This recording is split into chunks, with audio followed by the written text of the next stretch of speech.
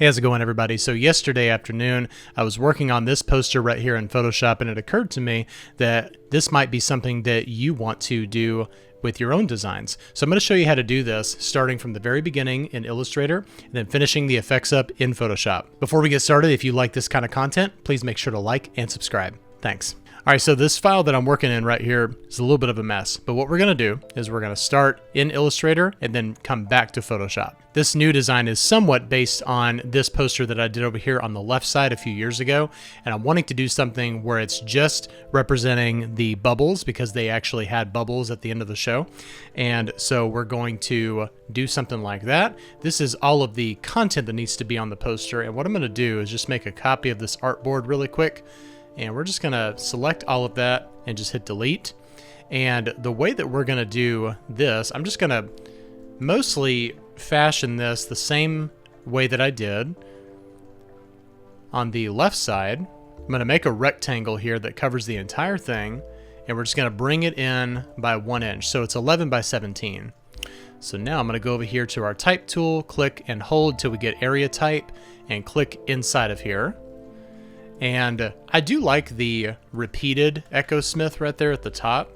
And I'm just gonna copy this exactly the way that I have it over here, because I do like how this ended up on the page. This really tight leading right here just looks really cool. And this was a show that I almost didn't go to, but I'm so glad that I ended up going because it really was a great show. And this particular type layout here isn't exactly based on anything in particular. It's just an idea that I had. And the Echo Smith repeated up here, the only reason that I did that is so it can just kind of fill that space a little bit. So we just need to adjust the leading here for the Echo Smith right here, up here the band name. We'll keep it nice and tight right there. And then we'll just double click and select this area, grab our eyedropper tool and click on this, and there we go. All right, so Echo Smith is 138 points. We have that repeated right here. The rest of all of the type is 90 points. And then we've just got that repeated Echo Smith at the bottom. So what we're gonna do is I'm gonna grab this type, we're gonna hit copy, and we're gonna go in here to Photoshop and we're gonna create a new document. And the one that I'm working with is 12 by 18. So we'll do that. Oh, make sure we have 300 resolution. And I'm gonna paste this in here as a smart object, hit OK.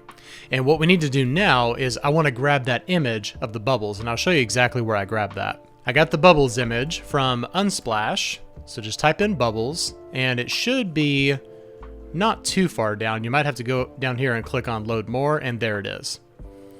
So we're gonna make sure to open that up, click on that, right click on copy image. And now we're gonna come back into Photoshop, and I'm gonna go and paste this above the background layer. So as you can see, it fills almost the entire space. So I'm gonna fill this. I'm holding down Option and Shift on Mac.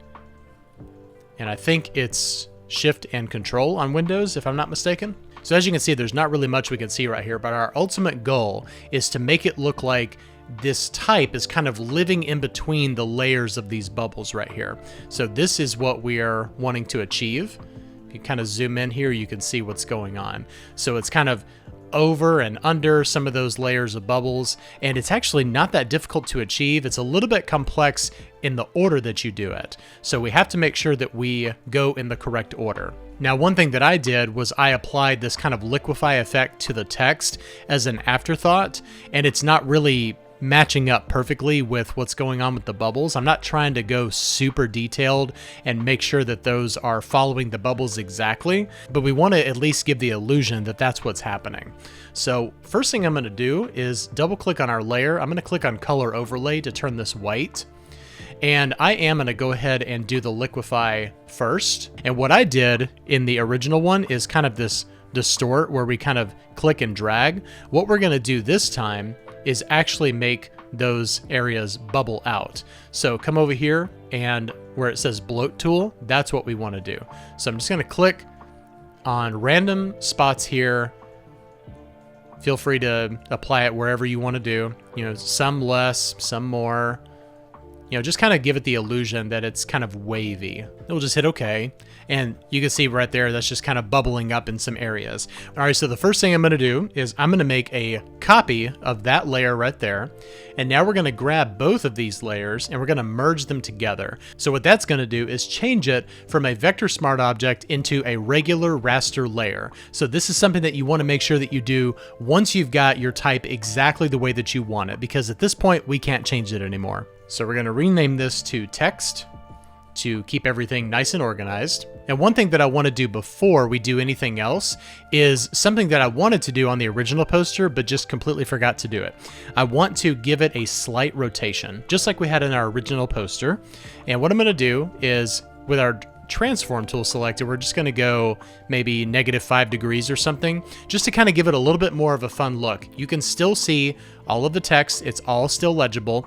What we might do is go back to our transform tool and just slightly enlarge it, maybe to about 105%.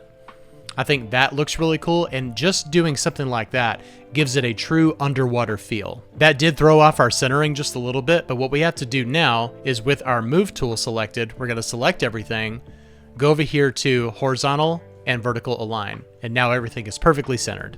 All right, so now what we need to do is make a selection of the text and then copy it from the selection of the bubbles. So I know that sounds kind of complicated, but I'll show you exactly how to do that. We're going to go over here to our text layer, and I'm on a Mac, so I'm going to hold down Command. If you're on Windows, you're going to hold down Control, and we're going to click on that text layer icon right there in that thumbnail, and you can see the marching ants that we've got here. So what we need to do is go down to our layer, that should say bubbles, and we're going to do Command or Control J. And what that did is, let's go ahead and hide the text layer real quick. That makes a new layer from our selection that we actually had the marching ants around in the text. Now it's selected on the actual bubbles layer.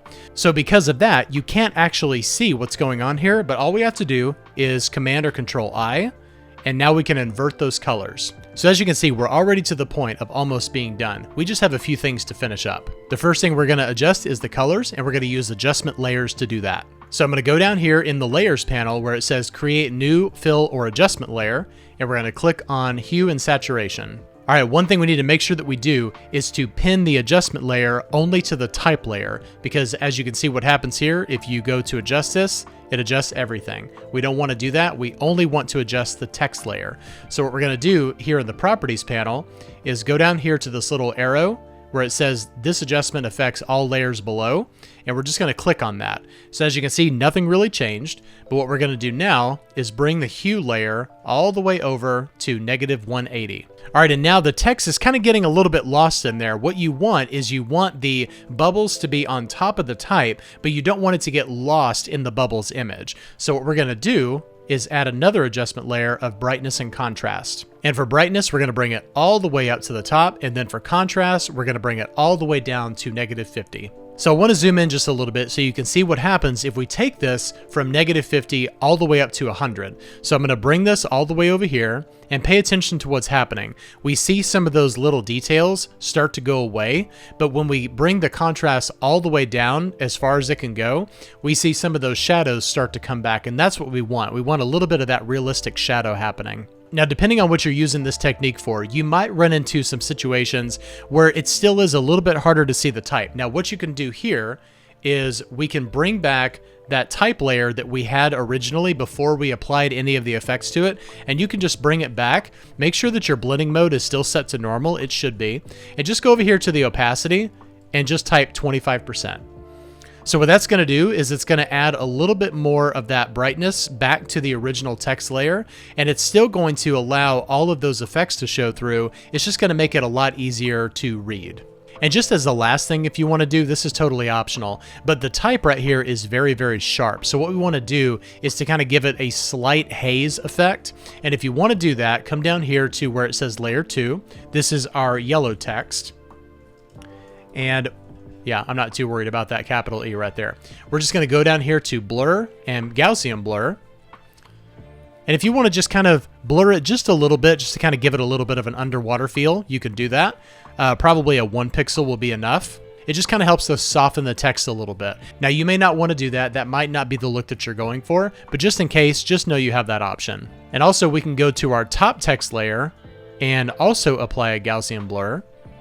And maybe this time you want to go maybe a little bit thicker, maybe like a 50 or something like that, just to kind of help it blend a little bit more with the background. So here's our finished product, and we didn't have to do a ton of layering and effects and everything. It didn't take long to do this. So this is something that you can easily do. It's a little bit more advanced only because of the order in which you do things is so important. But just follow that order and you'll be just fine. I hope I taught you something in Illustrator and Photoshop today. If I did, please make sure to like, share, comment, and subscribe to support the channel. Thank you so much for watching, and I'll see you next time. Bye-bye.